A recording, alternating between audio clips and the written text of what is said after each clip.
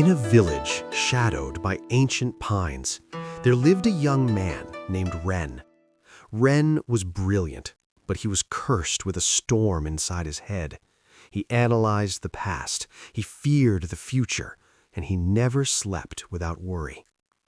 Desperate for silence, Ren climbed the highest peak to find the legendary Master Cooji, a man said to hold the secret of perfect peace. When Ren arrived, breathless and anxious, he bowed. "Master," he pleaded, "my mind is a hurricane. Teach me how to empty it." Master Cooji smiled, his eyes crinkling like worn paper. "Empty your mind? Very well." He led Ren to a stone courtyard. In the center stood a massive stone basin filled to the brim with heavy, dark water. Next to it sat a tiny, fragile teacup. "Your task is simple," the master whispered. "You must empty this entire basin using only this small cup. And you must not spill a single drop." Ren looked at the massive basin, then at the tiny cup. It seemed impossible. It would take forever. But Ren began. He scooped. He poured. He scooped. He poured. Hours passed. The sun beat down. Ren's arm ached, and the water level barely moved. He grew furious. He thought about how unfair the task was.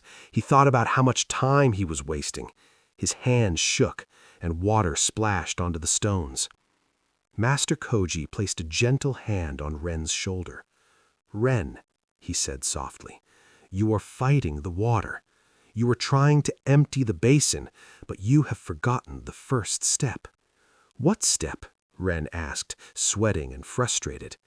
"To empty the basin, you must first empty yourself." "Forget the basin," the master commanded. "Forget the finish line. There is only this scoop. There is only this drop."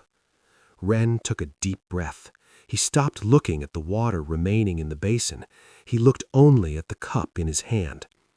He focused on the sound of the splash, the weight of the porcelain, the glint of the sun.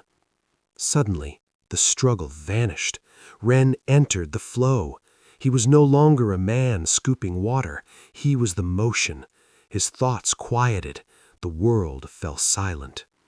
Time dissolved. Before he knew it, Ren scraped the bottom of the basin with a hollow sound. It was empty. He looked up, stunned. He hadn't felt the time pass. He hadn't felt the pain. Master Cooji nodded. "You see, Ren? When you are full of 'I must finish' or 'I am tired,' the task is a burden. But when you empty your mind and become the action, the universe flows through you." Ren bowed. He left the mountain not with an empty mind, but with a present one.